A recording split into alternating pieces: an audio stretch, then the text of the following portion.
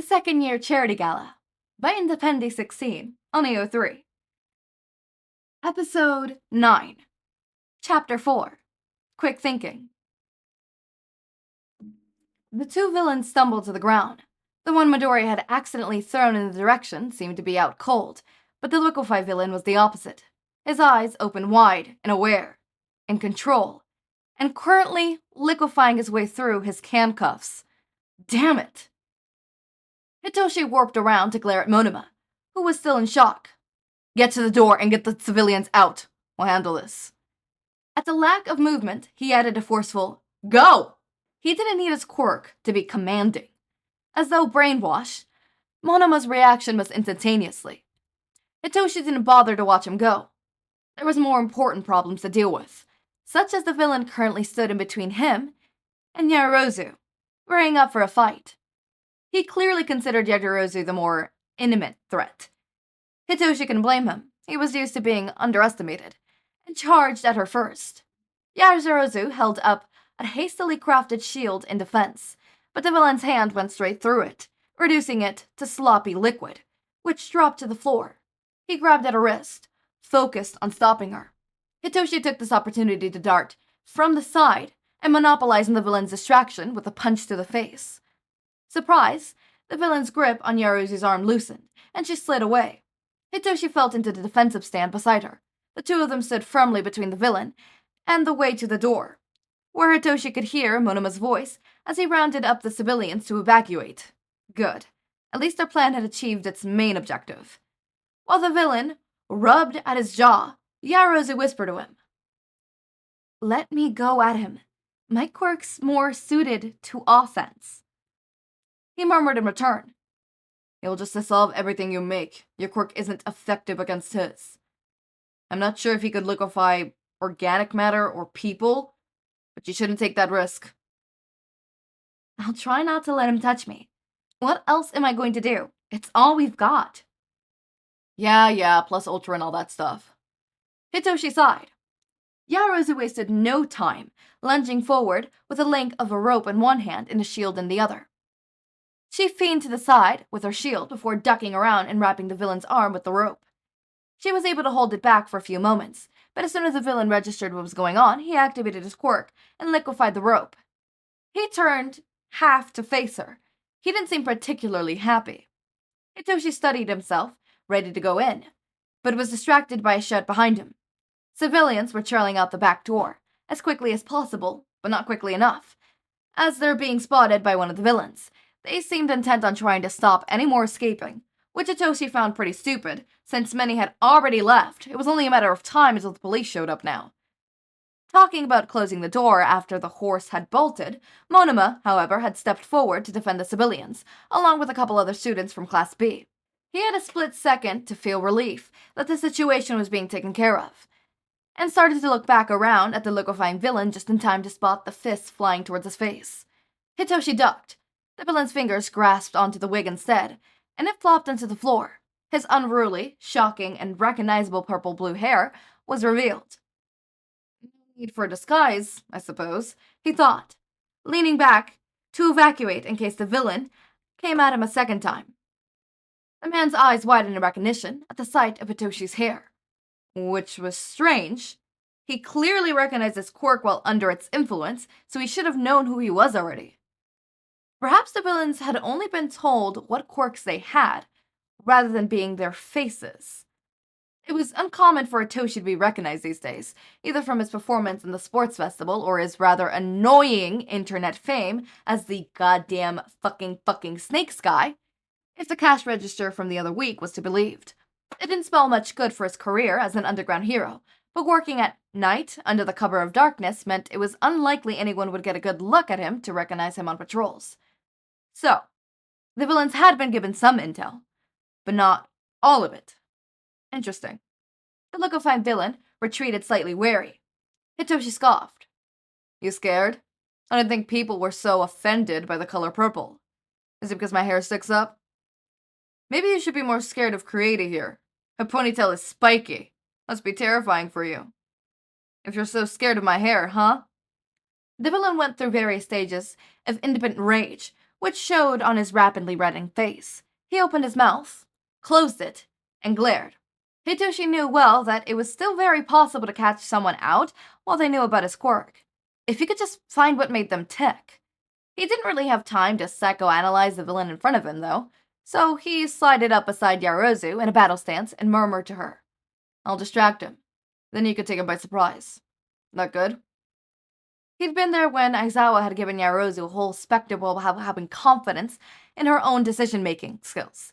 He'd also been there when Aizawa had later given her another spiel about compromising on a plan with your allies. From his interactions with her since, she'd taken both to heart and seemed to have found a happy middle where she could take charge when the situation called for it, and hear other people out when they had viable ideas as well. It occurred to Hitoshi that she'd be good at running her own agency one day. She certainly had the skills to be her own manager. Yaoyorozu considered the path for a moment, her eyes still firmly on the villain. She nodded. The villain rushed towards them. Hitoshi's steps faltered to intercept him. The punch was sloppy with anger, and a whole lot easier to dodge than the ones Aizawa had sent his way, even right at the beginning of his training. Though maybe Hitoshi had just gotten better at dodging. He sweaved to the villain's open left side, sneaking a jab to his unprotected stomach in before darting back again. His retreat was right in time, it seemed, because he could feel his left foot sink into the floor before he leaned his weight on a more stable right one and pulled it out. There was some marbly residue left on his shoe, which was just weird. It was still a lot more normal than other things he'd seen at UA, though, so he shoved the thought. Focus. Just before he had fully moved away, Hitoshi sent the final kick at the villain's center of gravity. He felt his foot hit the side of his hip bone, and the man probably ought to be grateful that that kick hadn't been aimed a few inches to the right, because that would have been painful. As it was, the impact from the blow unbalanced the villain. He stumbled back a few steps, right into Yaoyorozu's waiting arms. She was tall, almost as tall as Hitoshi himself, but still full head shorter than the villain. She had to jump to get her arms over his shoulders, and one arm wrapped around his neck in a check hold, which the other placed a cloth over his mouth and nose. The villain attempted to struggle, but in a panic he activated his quirk through his feet, which was counterproductive. He liquefied the floor, that sent him sinking down to Yaoyorozu's height, which gave her more leverage. Between the chokehold, the cloth, which Hitoshi assumed was doused in some kind of anesthetic, he was unconscious in just a few seconds. Yaoyorozu let him go, hovering him to the floor. She made a new set of cuffs to slap on his wrist. Hitoshi didn't deign to mention how ineffective they'd been last time. It was better than nothing, and seemed to put Yaoyorozu more at ease. "What was it on that cloth, out of curiosity?" he asked. Without hesitation, she responded absently. "Chloroform." Hitoshi blinked. "You memorized the composition of chloroform?" "Of course. Why wouldn't I?" She seemed genuinely confused. Hitoshi had half the mind to comment, "And they say my quirk is suited for villainy." But he didn't think Yaoyorozu would appreciate the joke, especially since she's probably been told she was a hero from the second she'd been born. His intimate distaste for legacy heroes like Yaoyorozu, Ida, and Todoroki bubbled just below the surface, and he had to remind himself that these people hadn't asked for their perfect upbringings, just as much as he hadn't asked for his own shitty one. Hitoshi shoved that thought away and returned to the task at hand. They hadn't really planned for enough in advance for what to do when their plan was complete. Monoma and his buddies seemed to have the evacuation covered, though they probably won't mind some extra help. However, his eyes caught on a head of dark green hair across the room. As typical, Midori had gotten himself into another fight. Hitoshi smirked. He bent down to retrieve his wig, pressed down the head of his unruly purple hair, and placed a blonde synthetic one on top. He shared a look of understanding with Yaoyorozu, and they prepared themselves to go out and help his best friend.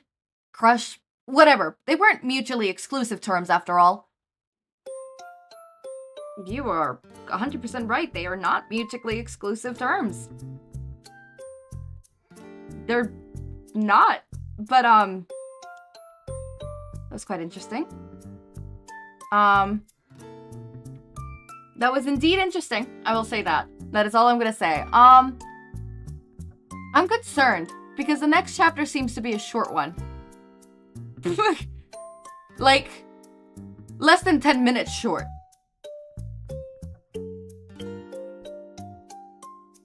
So I'm concerned.